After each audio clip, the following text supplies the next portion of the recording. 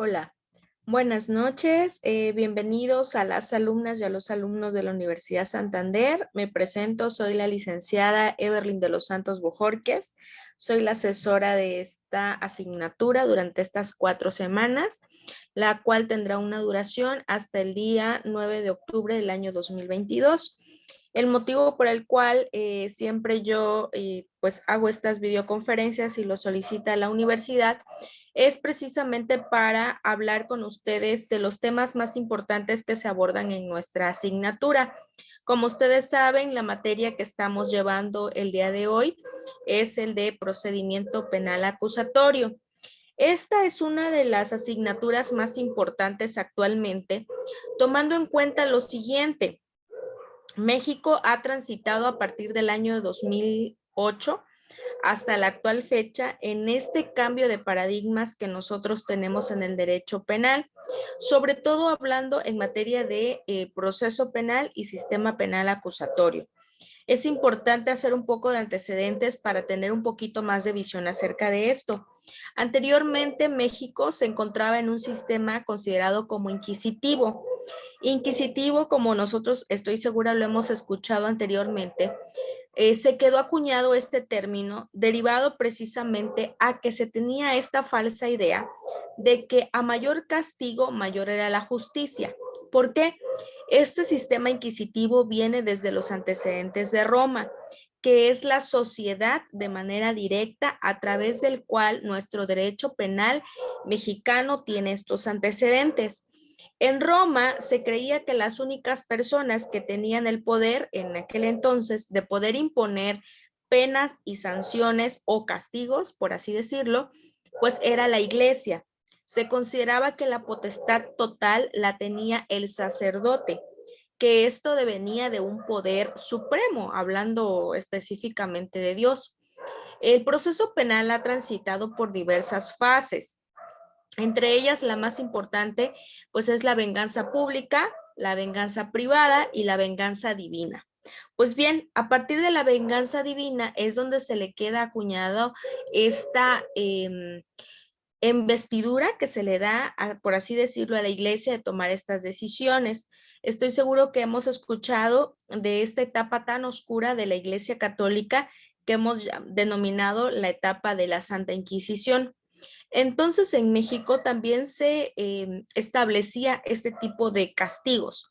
Se consideraba que mientras más salvaje, mientras más humillante, mientras mayor castigo hubiera, mayor justicia había. Sin embargo, México, como parte de la globalización, a partir del año 2006, se ve la necesidad de tener que cambiar este sistema inquisitivo a un sistema penal acusatorio. Esto tomando en consideración, pues, los avances y desarrollos que se habían tenido en materia legal, en este caso en países primermundistas, por ejemplo, en Europa. Por esa situación es que México adopta estas nuevas medidas. Pero como consecuencia de estas nuevas medidas, México tiene que cambiar, en este caso, las etapas de su procedimiento penal, incluso también las figuras de los jueces. Es importante que ustedes sepan que anteriormente México hablaba de la averiguación previa. La averiguación previa no era otra cosa más que una investigación que se hacía, pero donde todo recaía el hecho de investigar y de acusar en este sentido de manera, de manera puntual, pues al Ministerio Público. Y el juez también tenía esa autoridad. Antes todo lo que hacía el Ministerio Público no se cuestionaba. ¿Por qué? Porque tenía una investidura que era conocida como fe pública. Es decir, si yo era un funcionario público, todo lo que yo dijera y todas las pruebas que yo aportara eran ya prueba plena. No había en ese entonces una verdadera investigación que fuera exhaustiva, apegada a derecho y que además de ello, pues yo tuviera que en determinado momento rendirle cuentas al juez. Eso nunca sucedía en México. El Ministerio Público por excelencia era el órgano acusador y pues él tenía totalmente la razón. Otra de las características que había en este sistema inquisitivo era el hecho de que se consideraba como la prueba madre, así le decían, o la prueba reina, la confesión. Si una persona decía que había cometido el delito, era considerado como verdadero. y no se cuestionaba la forma en la cual se obtenía esta confesión. En más de una ocasión, estoy seguro, hemos escuchado precisamente esta situación de que pues había violaciones a derechos humanos, lo cual implicaba pues que la persona, después de azotes, después de humillaciones, después de amenazas, después de atentados contra su vida, pues no tenía otra opción más que decir que él había cometido el delito, aun cuando esto no fuera cierto, trayendo como consecuencia graves violaciones a los derechos humanos. Bien, México se olvida de esa parte y transita a partir del año 2008 con esta reforma de esa situación. Aquí, en este sistema penal acusatorio, existen principios y sobre todo se rige por algo que se llama dignidad humana. La dignidad humana es el valor inherente que tenemos todas las personas de una sociedad por el hecho de ser humanos, por así decirlo, ¿no? Ser humanos. Entonces, en ese sentido radica precisamente la importancia de este sistema penal acusatorio, de este proceso. ¿Por qué? Porque al final de cuentas lo que se busca es en todos los momentos de este procedimiento poder respetar los derechos humanos. En este caso hablamos de la víctima y hablamos del probable responsable. Otro de los grandes paradigmas que tenemos es que ahora la persona es considerada inocente hasta que se demuestre lo contrario, a diferencia de la etapa inquisitiva en la que todos eran culpables hasta que tú lo demostraras, ¿no? Todos eran culpables, tú tenías que demostrar que eras inocente, pero ya al final de tu proceso y una vez que incluso habías estado privado de la libertad. Actualmente no, tu proceso lo puedes llevar fuera, aportar todos tus medios de prueba y en su momento poder desahogarlos en la etapa de juicio oral y poder demostrar a través de estos medios de prueba al órgano jurisdiccional que pues uno puede ser inocente. Entonces cambia todo esto. Como nosotros hemos escuchado, estoy seguro, y a veces nos confundimos, es importante hacer una acotación. Es importante que ustedes sepan que hay una gran diferencia entre proceso y procedimiento. Proceso es una parte del procedimiento. El proceso es una fase solamente de ese gran procedimiento. El procedimiento es un todo. Hagamos un ejemplo muy común. Por ejemplo, en este caso, en la cuestión legal, el procedimiento tal como lo marca el Código Nacional de Procedimientos Penales, que es nuestra legislación ahorita a nivel nacional, habla de procedimiento. Lo entendamos como un pastel, ¿ok? Es un todo. Y el proceso son las pequeñas rebanadas.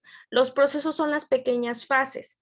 Ahorita vamos a ver que el procedimiento penal se divide en tres grandes fases, bueno, más bien en cuatro. La primera es la etapa inicial, donde está la investigación inicial desformalizada. Después viene la etapa intermedia, posteriormente viene el juicio oral y finalmente la ejecución de la pena. Estas son las cuatro fases en las que se divide nuestro procedimiento penal acusatorio. Entonces, cada fase es considerada el proceso. Para eso es necesario que yo pueda compartir con ustedes, y ahorita lo voy a hacer así, una serie de videos y también de evidencias, en este caso documentales. Este proceso penal acusatorio, este procedimiento penal acusatorio, tiene principios muy específicos. ¿Cuáles son los procedimientos específicos? Hablamos de publicidad, concentración, contradicción, inmediación. ¿Ok? Y estos principios que rigen este procedimiento penal tienen cada uno sus propias características. Y en este caso, en el procedimiento busca algunos objetivos específicos que están contemplados en el artículo 20 constitucional, que es proteger al inocente, que el culpable no quede impune, buscar la verdad de los hechos y la reparación integral del daño. Entonces, esos son los cuatro ejes que busca precisamente este procedimiento penal al concluir precisamente este procedimiento. Entonces, voy a compartir con ustedes algún texto y video que creo que es importante para que ustedes puedan entender a grandes rasgos de qué hablamos cuando hablamos de un procedimiento penal. Entonces, solo un segundo para poder compartir con ustedes.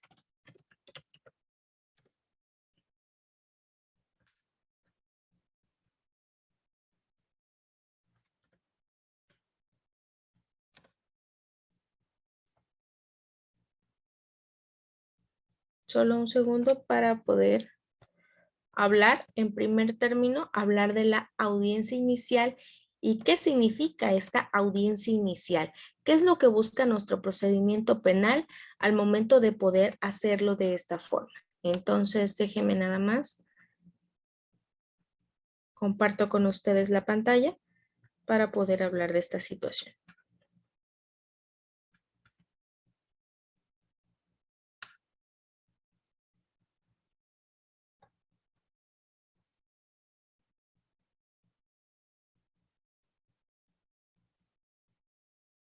Fija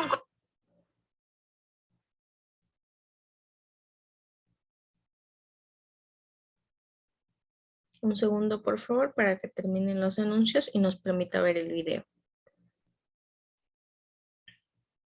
Bien.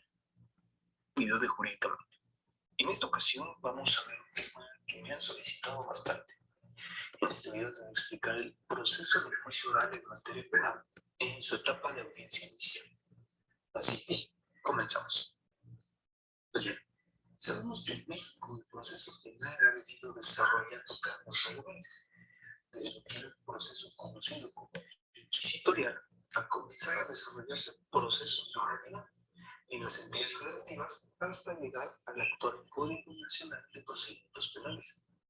Este proceso penal cuenta con sus etapas y procesos bien definidos, en los cuales un abogado debe de conocer cada etapa del proceso para que sus alegaciones sean tomadas en cuenta, ya que aún dentro de la misma audiencia existen fases mismas que si no es el momento oportuno para realizar alegaciones respecto de cierta situación, no serán tomadas en cuenta e incluso puede ser apercibido por el juez y en el caso de los defensores incluso puede llegar a ser revocado por desconocer el proceso. El proceso penal, jurisdiccionalmente hablando, comienza con la audiencia inicial. La audiencia inicial es aquella en la que el Ministerio Público solicita la vinculación al proceso. Sin embargo, resumir mucho lo que sucede en esta audiencia. Existen dos hipótesis para llegar a la audiencia inicial. Una es por detención e flagrancia o bien por medio de citación.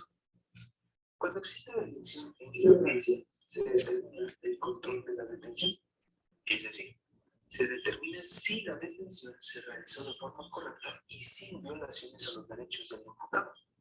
Es importante que sepas, en el caso de que seas defensor, que cuando se encuentra a debate la legalidad de la detención, no debes introducir hechos relacionados al fondo del asunto, ya que esta parte de la audiencia inicial únicamente se trata sobre la detención. En el caso de que la detención se determine ilegal, el juez de control podrá decretar la libertad del detenido sin entrar al estudio de la probable comisión del delito que pretende imputarse. Ahora bien, la segunda hipótesis de comparecencia a una audiencia inicial es por citación, en la que una vez que el delito se haya investigado por denuncia o querella, se tengan los elementos suficientes para determinar la posible comisión del delito por parte del Estado. Cuando la audiencia inicial se da por citación, no se determina control de detención por ser innecesario. La siguiente fase es la formulación de la imputación. En esta fase, el Ministerio Público deberá exponer al imputado el hecho que se le atribuye, la calificación única preliminar, la fecha, lugar y modo de su comisión, la forma de intervención que haya en el mismo, así como el nombre de su acusador, salvo que, a consideración del juez de control, sea necesaria reservar su identidad.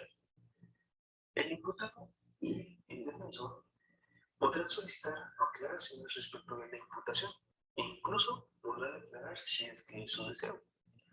Como defensor, en esta fase de audiencia inicial, deberás determinar y argumentar si el Ministerio Público realmente cuenta con pruebas y elementos para determinar la probable participación de tu cliente. Posteriormente, el juez de control, una vez que se cerciora que el imputado entienda los hechos y delitos que se le imputan, le preguntará si es su deseo que su situación jurídica se resuelta en ese momento o si requiere que se determine en 72 horas o su duplicidad. Ahora bien, es importante saber en qué momentos útil solicitar esta prerrogativa. Pues bien, la solicitud de que la vinculación a procesos se define en otra audiencia es con el objeto de que Como defensor podrá recabar pruebas y en su momento presentarlas en la continuación de la audiencia inicial. Lo importante respecto de esto es que la ley determina que para la aportación de datos y medios de prueba por parte del defensor en esta audiencia será solamente en los casos de delitos que ameriten una imposición de medida cautelar de prisión preventiva oficiosa. Una vez que se acepta que se defina la situación jurídica del detenido en ese momento o se dé la continuación de la audiencia inicial, el juez de control determinará si se procede el auto de vinculación al proceso. En caso de que no se autorice la vinculación al proceso, se determinará la libertad del detenido. En caso de que se determine la vinculación al proceso del imputado, el Ministerio Público determinará la solicitud de imposición de medidas cautelares. En esta fase se abre un debate entre el Ministerio Público y el defensor, en el cual incluso pueden ofrecer pruebas, cada uno tendientes a que se otorgue una determinada medida cautelar. Concluyendo este debate, el juez de control determinará la conducente en relación a la medida cautelar. Una vez determinada la medida cautelar, el Ministerio Público propondrá el plazo que necesita para el cierre de la investigación. El defensor podrá argumentar al respecto.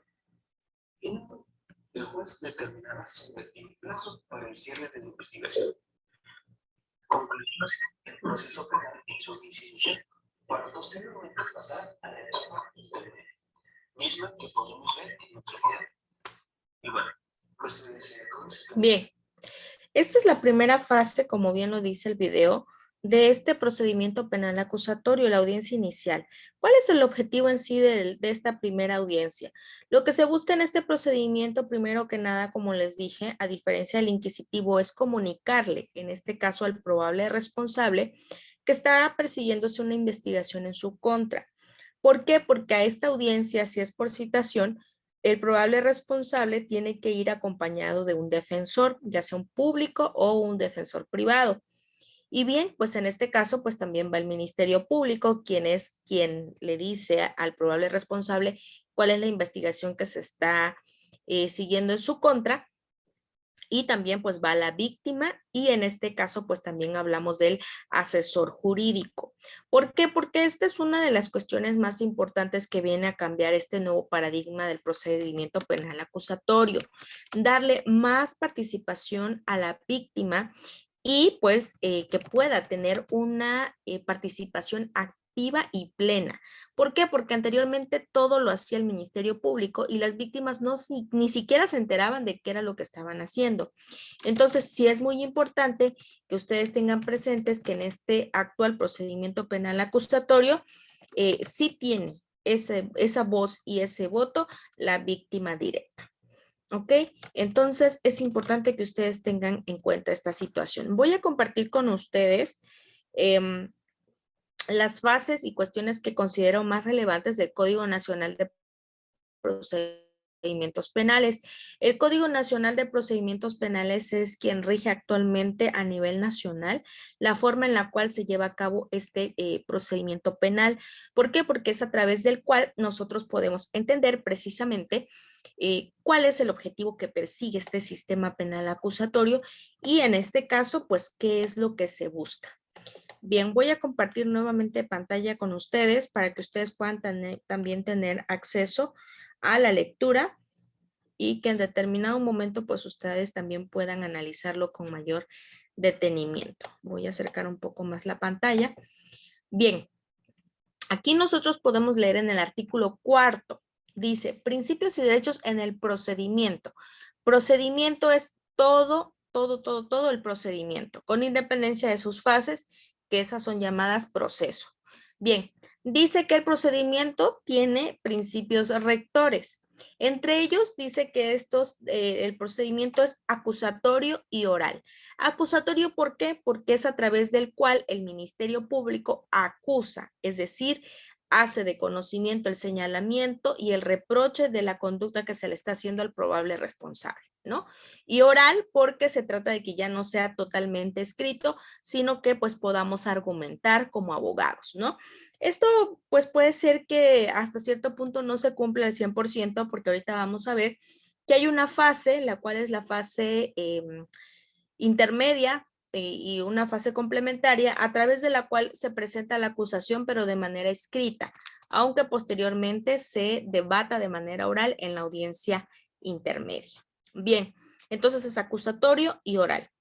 ¿Cuáles son los principios que establece este procedimiento? La publicidad, la contradicción, la concentración, la continuidad y la inmediación. Y aquellos que estén establecidos en la Constitución y en los tratados internacionales. Es importante que ustedes tengan conocimiento que a partir de esta reforma y la del 2011, México se ve en la necesidad no solamente de respetar los derechos humanos, en ese entonces garantías individuales, que se encontraban previstas del artículo 1 al 29 de la Constitución Federal, sino que ahora también se ve obligado necesariamente a tener que respetar todos y cada uno de los derechos que se encuentran inmersos en los tratados internacionales de los que México forma parte. Es por eso que incluso en el año 2016, ustedes ya lo saben porque también es parte de este material de nuestra asignatura, se encuentra este cambio de paradigma de la justicia para menores infractores, es decir, la justicia para adolescentes, la cual es un procedimiento totalmente aparte y totalmente distinto al que persigue una persona que es mayor de 18 años. Bien, el primer principio que se encuentra contemplado en nuestro Código Nacional es el artículo 5, hablando de la publicidad. Esto quiere decir que las audiencias serán públicas con el fin de que a ellas accedan no solo las partes que intervienen en el procedimiento, es decir, no solo el probable responsable y su abogado o su defensor, no solamente la víctima, el Ministerio Público y el asesor jurídico. Si estamos, por ejemplo, en una situación donde no se trata de un delito grave y donde no se pone en riesgo ninguna situación de seguridad, entonces, en muchas ocasiones sí nos dan acceso a estas audiencias con el fin didáctico y pues también de que nosotros podamos ver y entender esta nueva justicia y este nuevo procedimiento, ¿ok? Claro que el Código Nacional establece que pues también hay excepciones. ¿Cuáles son excepciones? Delitos de secuestro, delitos de delincuencia organizada, delitos de índole sexual. Entonces, en esas no podemos nosotros tener acceso de manera pública, incluidas aquellas donde hay menores de edad. ¿Sale? El artículo 6 habla del principio de contradicción. ¿En qué consiste este principio de contradicción en el procedimiento? Consiste en el derecho que tienen ambas partes, es decir, tanto el probable responsable como el Ministerio Público y la víctima, de poder expresar sus opiniones y poder expresar sus argumentos ante el órgano jurisdiccional, es decir, ante el juez. Tienen igualdad de partes, tienen igualdad ante la ley, entonces por esa situación ellos tienen esta posibilidad de poder argumentar de manera efectiva, en este caso para debatir los derechos que les corresponden. Dice, las partes podrán conocer, controvertir o confrontar los medios de prueba, así como oponerse a las peticiones y alegatos de la otra parte, salvo lo previsto en este código. Bien, otro de los principios se encuentra contemplado en el artículo 7. Hablamos de un principio de continuidad. Lo que se busca es que este sistema, este procedimiento penal acusatorio, pues pueda ser un poquito más ágil, que se eviten dilaciones, ¿ok?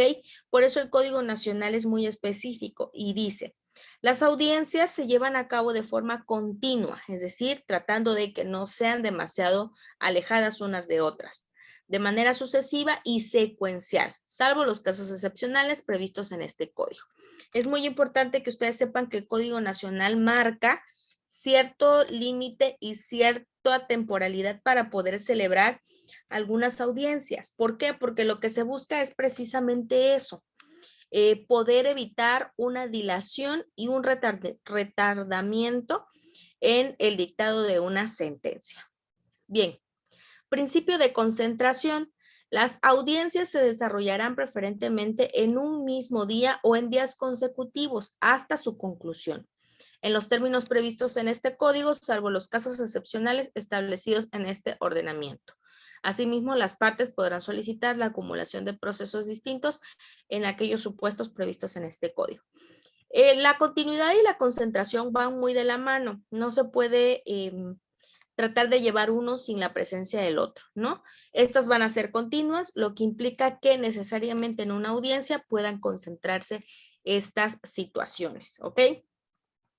Hablamos otro de los principios más importantes y más relevantes en este procedimiento penal acusatorio, el principio de inmediación. ¿Qué implica este principio de inmediación? Implica que en todas y cada una de las audiencias y en todas y cada una de las fases de este procedimiento penal actual, tiene que estar presente necesariamente el órgano jurisdiccional, es decir, el juez. Anteriormente en el sistema inquisitivo, estoy segura que ustedes han visto a través de documentales, a través de películas, que antes había una rejilla de prácticas. La rejilla de prácticas era aquella mallita que ponían entre el acusado y el MP y el secretario. Casi nunca en este sistema inquisitivo se veía al juez actuar, ¿ok? Entonces, en este sistema penal acusatorio se rompe con esa figura y se pide la presencia necesaria del juez en todas y cada una de las intervenciones del procedimiento. Si esto no sucede, entonces se está llevando a cabo una grave violación a los derechos humanos. ¿Por qué? Porque es una situación contemplada por el Código Nacional y estas no pueden ser contrarias a lo establecido en este código.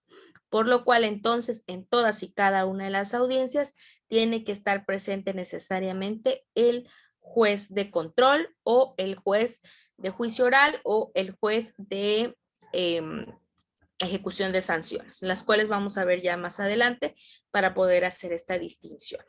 Aquí hablábamos del principio que había yo comentado al inicio, el principio de igualdad ante la ley. ¿Qué implica este principio de igualdad ante la ley? Todas las personas que intervengan en el procedimiento penal recibirán el mismo trato, es decir, sin distinción, sin discriminación, y tendrán las mismas oportunidades para sostener la acusación o la defensa.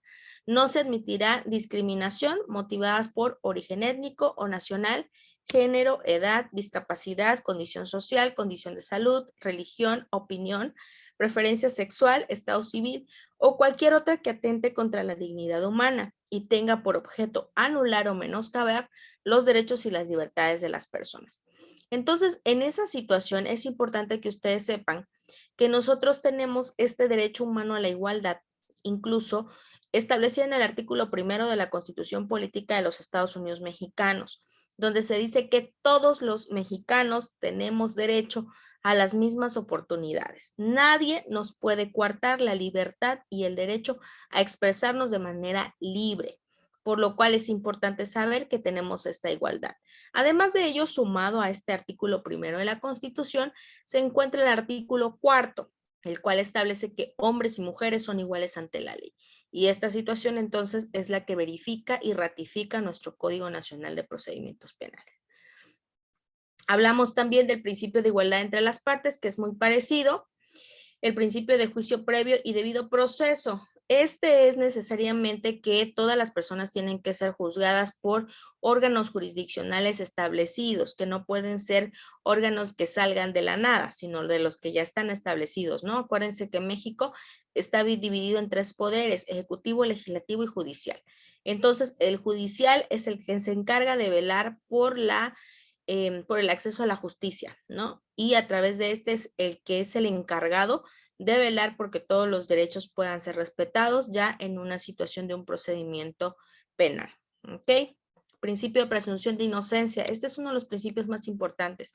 Toda persona se presume inocente y será tratada como tal en todas las etapas del procedimiento mientras no se declare su responsabilidad mediante sentencia emitida por el órgano jurisdiccional en los términos señalados por este código. Incluso, estando ya en el juicio, tiene que haber una sentencia condenatoria que así observe el órgano jurisdiccional de juicio. Y si tú te vas al amparo, a la apelación, a la revisión del amparo, pues tienes que esperar a que se dé la resolución por parte del juzgado federal. Antes te decían, es que estás en investigación y te metían a la cárcel y ya eras culpable. Ahorita no. Ahorita te notifican, te hacen de conocimiento que tienes un procedimiento, posteriormente te puedes defender, aportas medios de prueba y al final quien decide si hay una responsabilidad penal es un juez especializado en la materia. Nada más. Pero de ahí en fuera nosotros no podemos hablar de una situación diferente. ¿Sale? Otra de las cuestiones que me gustaría abordar, aprovechando que estamos en el Código Nacional, en este caso, son cuáles son los sujetos que son parte en este procedimiento penal. Déjenme buscar nada más el artículo 105. Ok.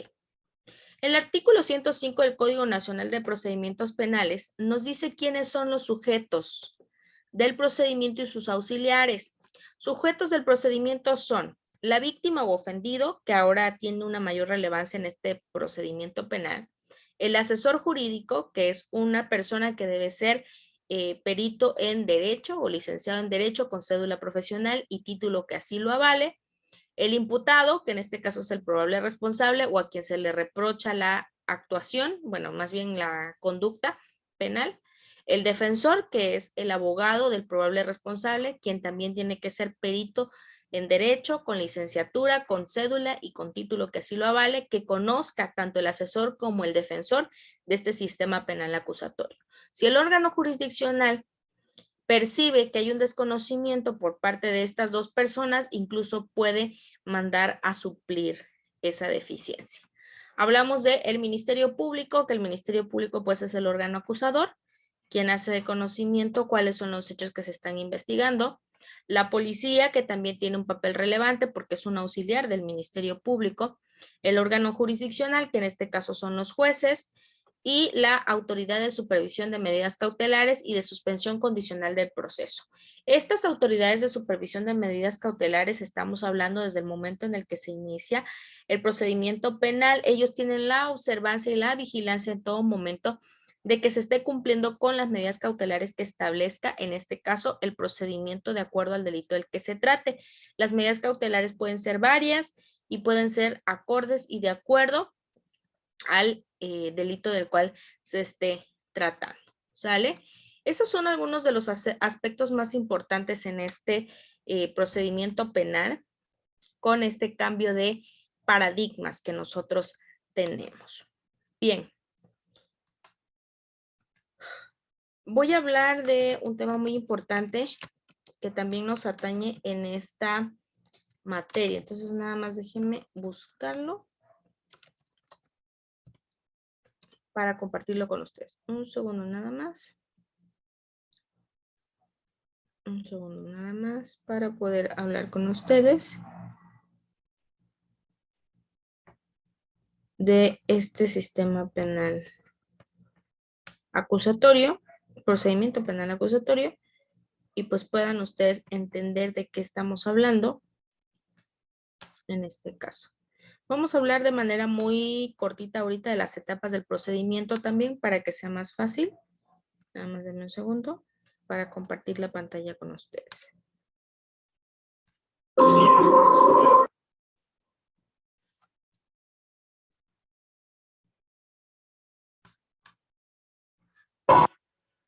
Hola, soy Larisa Ramírez y hoy les voy a explicar cuáles son las etapas del procedimiento penal. El artículo 211 del Código Nacional de Procedimientos Penales nos señala cuáles son las etapas. La primera de ellas es la de investigación, y esta a su vez se divide en dos fases: la investigación inicial y la investigación complementaria.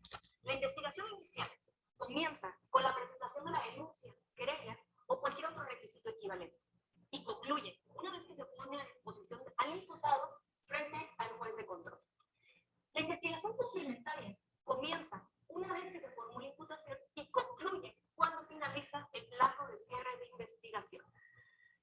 La siguiente etapa del procedimiento penal es la etapa de intermedia o de preparación a juicio oral. Esta comienza una vez que se formula acusación y termina una vez que se haya dictado el auto de apertura a juicio oral. Con este auto de apertura a juicio oral comienza la última etapa, la etapa del juicio oral, y esta concluye una vez que se dicte la sentencia por un tribunal de enjuiciamiento. Si quieres saber más sobre las etapas del procedimiento penal y sobre todo los temas... Bien, estos a grandes rasgos, ¿cuáles son las tres etapas del procedimiento penal? Como les dije, es la audiencia inicial, la fase inicial, la etapa intermedia y la de juicio. Estas cada una con cada una de las características que reviste el procedimiento de acuerdo a la etapa en la cual nos encontremos. Nada más denme un segundo, quiero hablar de los jueces, los tipos de jueces en este sistema penal acusatorio. Un segundo nada más, para que yo también pueda compartir con ustedes la información y podamos hablar de qué es cada uno. Listo, aquí está. Entonces, solo un segundo para compartir la pantalla con ustedes también y que nos quede un poquito más claro. Todas estas videos e información van a quedar en la plataforma para que ustedes la puedan verificar y revisar con mayor calma. De todas maneras, cualquier cosa, pues voy a quedar al pendiente por cualquier duda. Entonces, comparto con ustedes el video.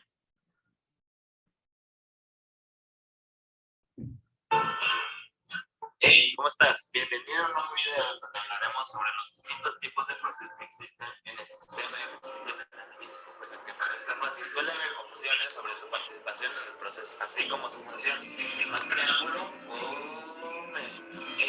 espera, antes de adentrarnos en estos temas, debes saber que México ha evolucionado de un sistema penal totalmente escrito a uno mayormente oral y adversarial, es decir, con una mayor eficacia para debatir. Quisiera haber ¡está mintiendo!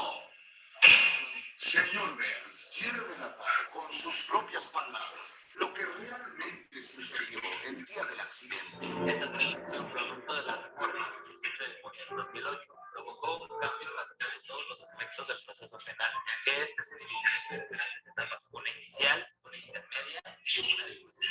La inicial comprende una investigación inicial, una audiencia inicial y una investigación complementaria. La intermedia comprende una audiencia con el mismo nombre en aras de preparar la siguiente etapa, que es la de juicio, en la cual se celebra otra audiencia que concluye con una sentencia. Sin ser más específicos, con este panorama general, ahora sí, ¿te acuerdas de las etapas que te mencioné? Bueno, pues para las primeras dos, inicial e intermedia, encontraremos a un juez llamado de el cual se encargará de controlar las actuaciones del Ministerio Público para que no existan violaciones a los derechos humanos. Que sea una línea de control de detención que no quede determinar si las lesiones son graves o no son graves. No necesita pagar una multa que tenga que ser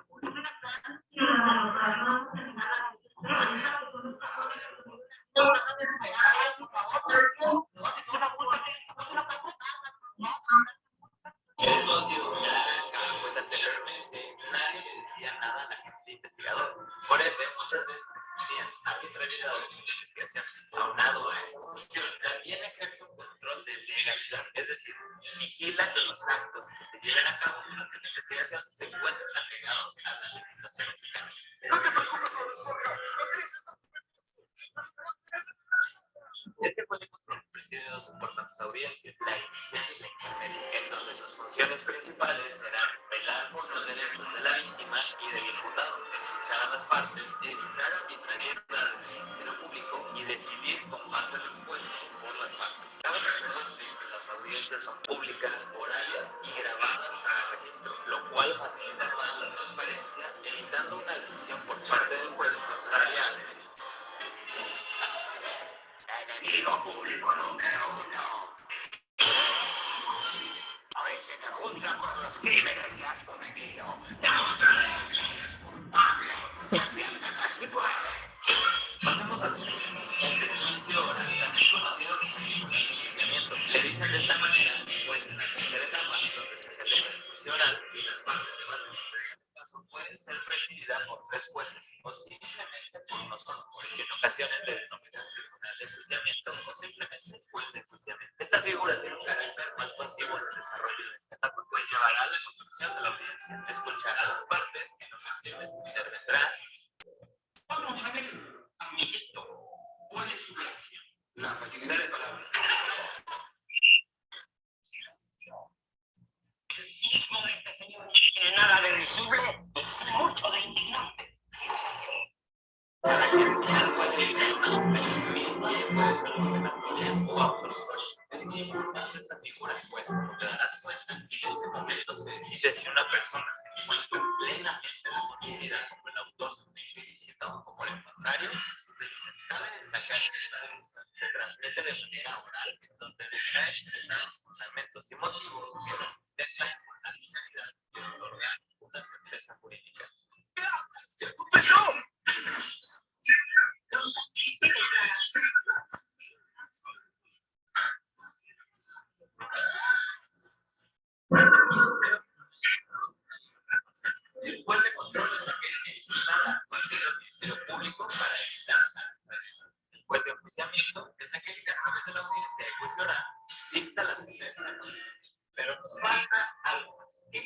pasa cuando una de las partes no está contenta o conforme con alguna resolución del juez y deja de una modificación a la pena de muerte?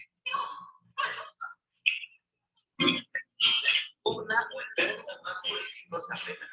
¿Quién crees que conoce de esta relación? Exacto, un tribunal de alzada o de apelación, el cual está integrado por 3 magistrados quienes son los encargados de resolver las actividades tanto de la víctima como de multas. Estas 3 figuras que acaban de ver, el Código Nacional de Procedimientos Penales y el órgano jurisdiccional, y es el encargado de desplegar funciones jurisdiccionales y de tutela en protección a los derechos humanos de las personas. Espero que te haya servido esta información. Si es así, de manera arriba, suscríbete. Bien. Creo que, bueno, trato de hacer un poquito más amena la clase también, que sea un poquito más chusca, ¿verdad? Para no perder este interés. Como ustedes han visto, pues entonces en este sistema penal acusatorio hay 3 tipos de jueces. El juez de control, que conoce, como bien lo dice el video, de la etapa de la audiencia inicial hasta la etapa intermedia. Una vez que pasamos la etapa intermedia y se abre el auto de apertura a juicio oral, conoce el juez de enjuiciamiento, que es el juez que llevará la audiencia del juicio oral. Y cuando ya se tiene una inconformidad acerca de la sentencia, en caso de resultar absolutoria o condenatoria, dependiendo a quién perjudique de las partes, entonces se acude en este caso a un tribunal de alzada. El tribunal de alzada o tribunal de apelaciones es el que resuelve a través de 3 magistrados, que son un nivel jerárquico más alto que los jueces comunes, digamos así, locales más bien.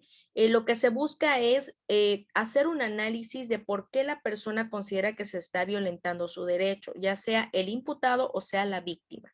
Entonces, estos tipos de jueces, cada uno funge de manera importante en cada fase del procedimiento penal acusatorio y tiene un objetivo en específico.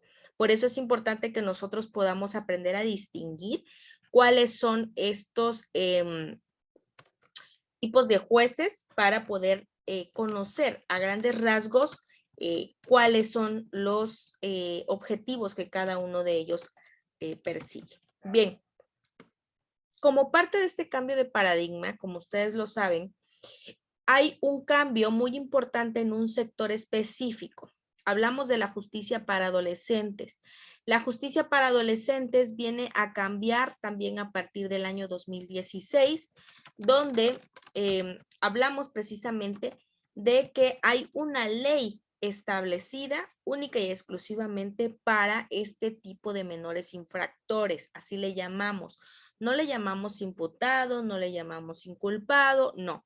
Le llamamos precisamente, como su nombre lo indica, menores infractores.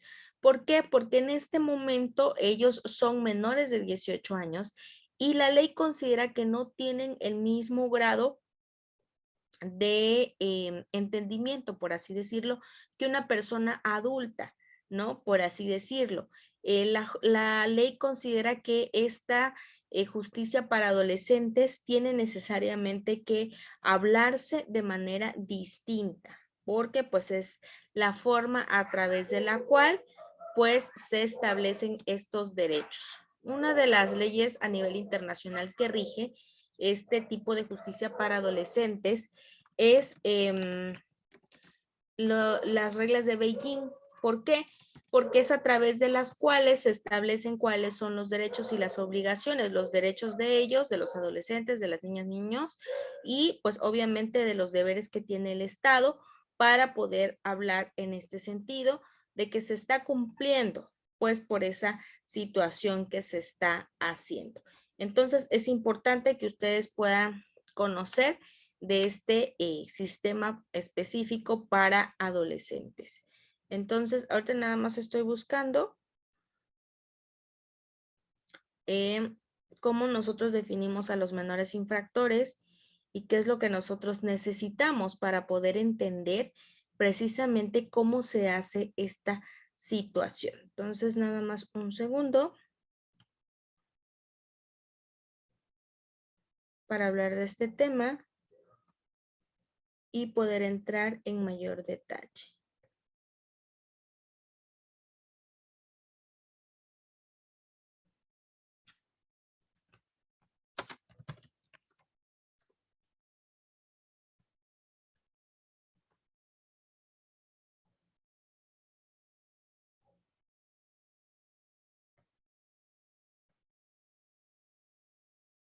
Bien, vamos a ver un breve bosquejo de esta parte para hablar precisamente de estos menores infractores. Solo denme un segundo, por favor, para compartir la pantalla con ustedes y que ustedes también puedan ver esta entrevista.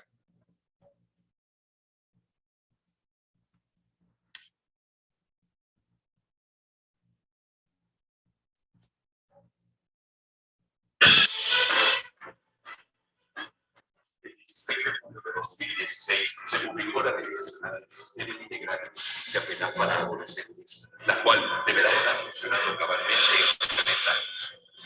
¿Cuál es la mejor forma de representar a la sociedad a los menores delincuentes?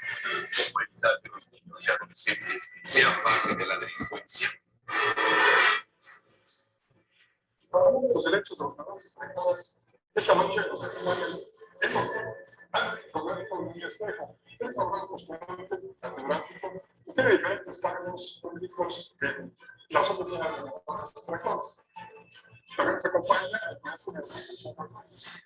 Él es director de asuntos legales y criminales, jefe de grupo del Centro Federal de Rehabilitación Psicosocial. Es un jurídico en el Colegio Tutelar para Varones. Acompáñenos para que luego nos visiten. Da la impresión de que la delincuencia juvenil, así como la de los adultos, ha ido en aumento. Los centros de reclusión juvenil tienen ahora más población que antes. Bueno, ahora se les llama comunidades para adolescentes. Son comunidades especializadas en tratamiento para adolescentes. Con la creación de la nueva ley nacional, ya de acuerdo a la edad que tengan, es decir, entre 14 y 16 y de 16 a 18 años, son delitos, si es un delito grave, los internan en la comunidad, les dan un tratamiento precisamente para poder ayudarles a reinsertarse a la familia y a la sociedad. Pero en cuanto al incremento o disminución de los delitos, se han incrementado los delitos, sí, en cuestión de los delitos no graves, de los delitos que permiten que no se les prive de la libertad, sobre todo a los adolescentes entre 12 y 14 años. Ya los adolescentes que cometen delitos graves, ya por delitos. Tan es así que ya la población es menor.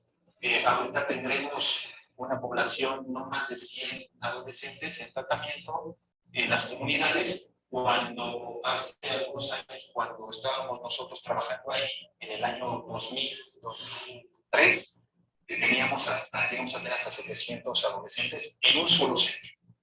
Y esto se trataría de colocar mucho con respecto al sistema penal acusatorio, que se ha convertido en una cuenta giratoria que permite que los presuntos delincuentes sean liberados casi prácticamente después de haber cometido algún delito. Sí, porque ahora vienen siendo medidas sustitutas. Se pretende que con los derechos humanos ahora cuidan mucho lo que viene siendo el interés superior del menor, del adolescente. Entonces, en ese sentido, obviamente, van a tratar de hacer que siempre traten de purgar, vamos a decir así, una condena en el menor tiempo posible o haciendo otro tipo de actividades en lugar de, como decía el doctor, de tenerlos sujetos a un tratamiento en internación. ¿Qué le decimos a aquellos televidentes, a aquellos amigos que han dicho en alguna ocasión que a los posibles delincuentes, los delincuentes juveniles, hay que tratarlos de igual manera que se tratan los otros? No, yo creo que estamos cometiendo un error. Yo creo que a los menores, si no los educamos de alguna manera desde la familia, tenemos que empezar nosotros como adultos, el sistema de justicia integral, tenemos que darles esas herramientas para que el adolescente crezca, sea un hombre de bien, con buenos hábitos. Si lo reprimimos, si lo encarcelamos, si lo tratamos como adulto, entonces va a salir peor. En lugar de que se reincorpore a la sociedad, que se reintegre a la familia, pues vamos a crear un delincuente en potencia. Tenemos el caso hace algún tiempo de Ponchis, el famoso Ponchis, que era un sicario que desafortunadamente pues, cayó en las redes de la delincuencia organizada, cometió muchos delitos, cuando lo ingresan a una institución de adolescentes, pues lo empiezan a tratar mal. Él obviamente pues buscaba la forma de cómo le ayudar. Termina su internamiento, sale y en lugar de ayudarlo a reinsertarse, lo dejan solo, se regresa a la criminalidad y termina perdiendo la vida. Y así, jóvenes de esa naturaleza, tenemos que evitar que caigan nuevamente en la delincuencia, ayudándolos, dándoles un tratamiento. Sí, efectivamente, muchos se sorprenden cuando decimos es que hay que protegerlos aún y cuando hayan secuestrado, violado, matado, pero son niños, son adolescentes y hay que ayudarlos. Si no, de otra manera, nuestra delincuencia adulta va a seguir creciendo y cada vez el país va a estar más inseguro. Estos jóvenes sicarios a los que se refería el doctor Lauro, llegan a ser víctimas de ellos mismos, de los grupos delincuenciales, y no hacen, pues de una manera en que los van envolviendo, los convencen de que actúen también criminalmente lo que sienta normalidad. ¿Cómo reintegramos a la sociedad, haciéndoles cambiar esa visión de que pues, la criminalidad no es lo mejor, no es aceptable? Hay dos puntos para mí en lo personal muy importantes. Uno es la desintegración familiar que existe normalmente en un 90% de la población adolescente, donde no hay papá, la mamá no se puede ser, como se dice, responsable de la educación de los niños, los dejan muy libres, no sabemos con quién se juntan nuestros hijos, no sabemos qué están tomando, qué están ingiriendo, cuáles son las amistades. Y el problema que nosotros vivimos cuando estamos trabajando con los menores es que los padres, hasta que no llegaban los menores al proceso de internación, ahí estaban los papás todo el día. Y mi pregunta era, bueno, ¿por qué esa misma atención que les querían dar ya en el proceso de internación, por qué no se les dieron cuando ellos eran felizmente libres? Y eso mismo, bueno, pues conlleva que las mismas personas adultas, muchos de ellos agarran a adolescentes, porque es muy obvio que un adolescente se levantan niños en el proceso de pagar la condena, vamos a decir así, que ellos mismos tienen, a la que tiene que pagar algo, vamos a decir, un robo. Un robo puede pasar una persona adulta, ¿cuántos años? 5, 10, cuando un menor adolescente, por un robo puede estar de 6 meses mínimo, ahora con la ley anterior, 7 años más. Y un asesinato. Es el mismo proceso.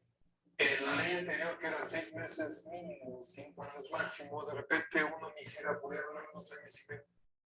Entonces, obviamente, los adultos decían, ¿sabes qué? Mira, ven, yo te contrato, necesito que mates a fulano, al cabo tú te avientas 2 años y medio, 3. Yo creo que fueron muy pocos los que duraron en nuestra gestión de los servidores públicos, muy pocos contados que duraron los 5 años, pero eran realmente asesinos totales. La preocupación de nosotros era después de esos 5 años que siguen, claro, porque Bien. Este video era para que ustedes más o menos tuvieran una idea de cómo cambia este sistema penal, digamos, esta justicia para adolescentes. No les llamamos imputados, inculpados, les llamamos menores infractores, no se le llama pena ni medidas de seguridad, se llama sustitutivos penales. Como bien lo indica el video, pues lo que hace es aminorar en este caso la penalidad, porque pues consideran que no son personas que se encuentren conscientes de los actos que hacen, que realizan, las conductas, porque considera el Código Civil, el Código, en este caso, el de Justicia para Adolescentes, considera que son menores de 18 años, los cuales no tienen 100% la conciencia de los actos que llevan a cabo. Bien, este video también para que ustedes puedan verlo de manera completa, lo voy a dejar en la plataforma y es importante que ustedes sepan que este procedimiento penal acusatorio viene a cambiar los paradigmas, las ideas y las obligaciones que tiene el Estado mexicano ahora de cumplir con todos y cada uno de los derechos, reconocer todos los derechos humanos que están establecidos no solo en nuestra Constitución, sino también en tratados internacionales.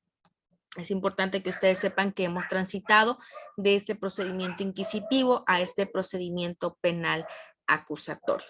Bien, nuestra materia es bastante amplia, esperando haber tocado temas muy importantes que puedan ayudarme al mejor entendimiento de la materia. Quedo a su disposición en mi correo institucional evsantos@unisan.edu.mx o bien en la retroalimentación de la plataforma, solicitándoles que sigan avanzando en sus actividades para poder llegar a tiempo antes de que cierre la plataforma y tener la calificación correcta. Pues me despido y un gusto haber estado con ustedes. Muchas gracias.